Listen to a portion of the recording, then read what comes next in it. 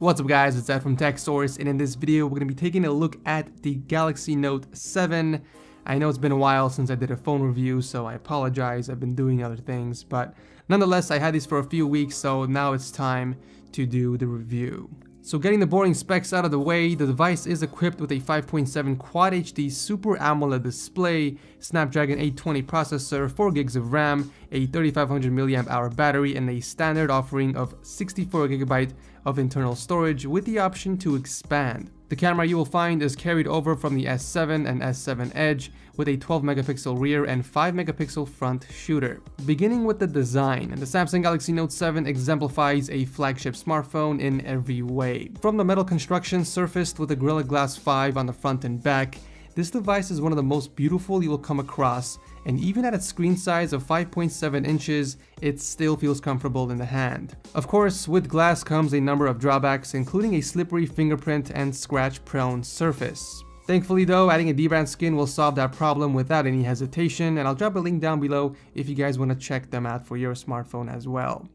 The 2560 by 1440p resolution on this phone will blow your mind. Not only is it a Super AMOLED display, but it has a pixel density at well over 500. It's crispy as hell and something that you definitely have to experience in person. The colors are incredibly vibrant, and the viewing angles and brightness are exactly what you would expect out of a display of this caliber. So the bottom of the device features a Type-C port, and this is actually the first time Samsung has done this on any of their smartphones. We can definitely expect this to be a trend going on forward. You will find a speaker located right next to that, and to say the least, this is one of the most disappointing features of the phone. Much like the S7 and S7 Edge, the IP68 dust and water resistant rating is likely to blame, but nevertheless the sound is really muffled and tinny to say the least. And here's a quick test.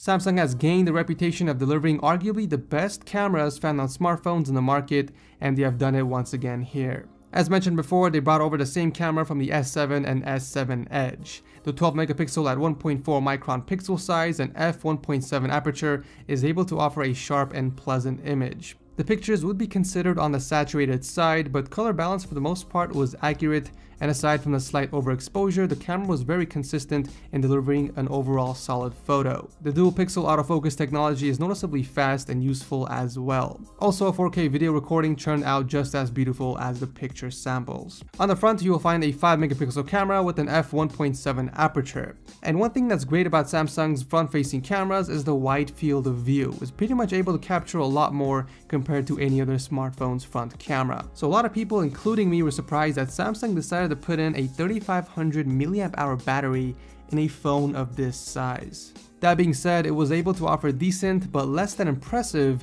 battery life, getting me through a day in most cases. But for power users, this might be quite disappointing. Thankfully, there are a couple power saving options available in order to maximize usage. These perform tasks such as adjusting the display's screen resolution and brightness, for example. The TouchWiz experience is once again improved this year and really complements the Note 7 and its S Pen features very nicely. The device was smooth as expected, and lag was never an issue in my time of usage. That being said, I still find the interface overloaded with a bunch of features that you will never use, so even till today, I am still not a fan of TouchWiz. Sorry, Samsung. The S Pen has been enhanced this year with an increase in the pen sensitivity and a reduction in the pen tip size from 1.7mm to 0.6mm, and that definitely makes a difference when it comes to drawing, writing, and overall responsiveness in general use.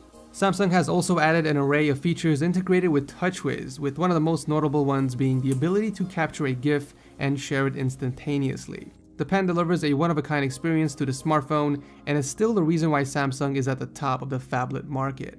The Samsung Galaxy Note 7 is definitely a device that anyone looking for a new smartphone should consider, as it offers a complete package. Any major features factored in when talking about a smartphone are top of the line on this device, including the design, the gorgeous display, and most likely one of the best cameras on a smartphone. These features and many more make it highly justifiable at its premium price point. With that being said, the only negatives I found while testing the device were the speakers and the battery life.